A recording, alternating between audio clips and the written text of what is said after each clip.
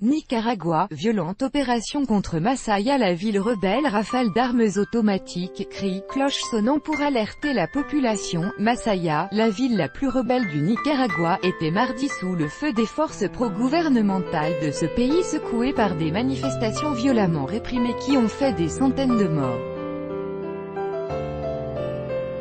Un millier d'hommes des forces anti-émeutes et de paramilitaires fortement armés à bord d'une quarantaine de pick-up sont entrés au petit matin dans Masaya, situé à une trentaine de kilomètres de la capitale, Managua, selon les habitants.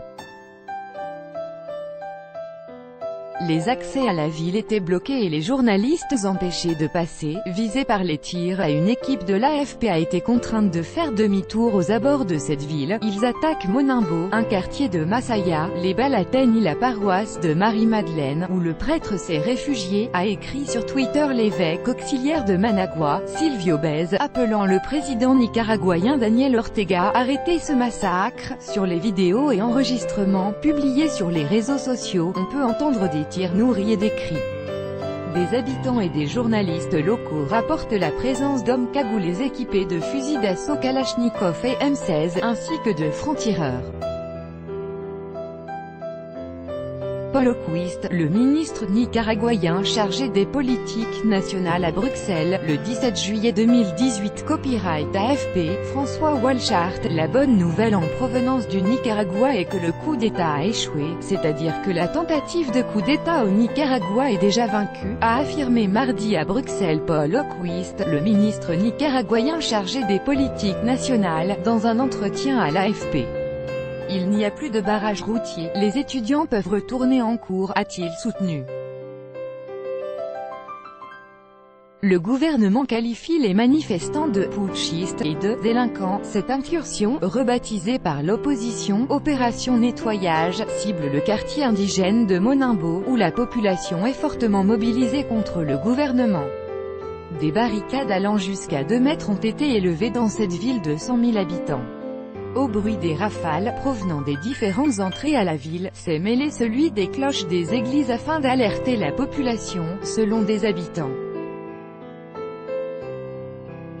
Nicaragua. Copyright AFP, source en AFP, ils sont en train de mitrailler les maisons de manière irresponsable. Le message est celui qui sort sa tête, on le tue. C'est un message de terreur.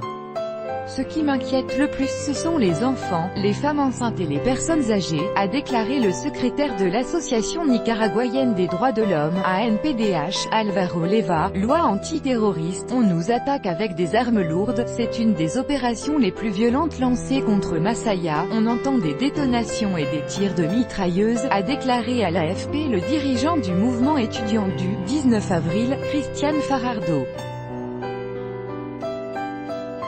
Les habitants résistent, avec des motiers artisanaux et des pierres, a-t-il ajouté. Un manifestant de l'opposition à Masaya, au Nicaragua, le 11 juillet 2018. Copyright AFP, Marvin Recinos. La vice-présidente Rosario Murillo, également épouse du chef de l'État, a célébré l'avancée de la « libération » de la ville rebelle, estimant que les manifestants étaient une minorité remplie de haine. Pendant ce temps, le Parlement, contrôlé par le camp au pouvoir, a adopté une loi punissant de 15 à 20 ans de prison les actes de terrorisme. Sont notamment ciblés les auteurs d'actes visant à altérer l'ordre constitutionnel, ce qui, selon l'opposition, pourrait concerner les manifestants. Ce nouvel affrontement intervient au moment où la communauté internationale réclame l'arrêt de la répression. Les États-Unis ont fermement exhorté mardi le président du Nicaragua à cesser la violence et le bain de sang. L'Union européenne a aussi demandé mardi la fin immédiate de la violence au Nicaragua et exigé le démantèlement des groupes armés irréguliers.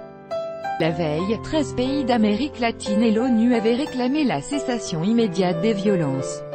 Le Nicaragua, pays le plus pauvre d'Amérique centrale, est secoué depuis 3 mois par des violences qui ont fait plus de 280 morts et quelques 2000 blessés. Un mouvement de protestation, dont les étudiants sont le fer de lance, a été lancé le 18 avril contre le gouvernement de Daniel Ortega, ex-guerriero de 72 ans à la tête du Nicaragua depuis 2007 après l'avoir déjà dirigé de 1979 à 1990. Il est accusé d'avoir mis en place avec son épouse Rosario Murillo, une dictature marquée par la corruption et le népotisme. Ses adversaires demandent des élections anticipées ou son départ.